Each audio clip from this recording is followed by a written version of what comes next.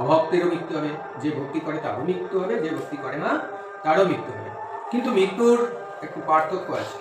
যেমন একটি বিড়াল একটি ইঁদুর ধরলে ইঁদুর কি ভাবে? মুখে করে ইঁদুর ধরে। ইঁদুর তখন কি ভাবে?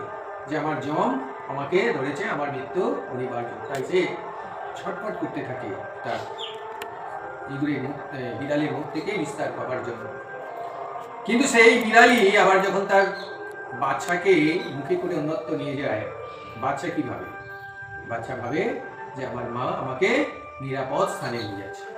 তাহলে দুজনকেই তো মুখে করে ধরছে। একজন ভাবছে আমার মৃত্যু অনিবার্য, আমার যম আমাকে ধরেছে, আর একজন ভাবছে যে আমার মা আমাকে নিরাপদ স্থানে নিয়ে যাচ্ছে।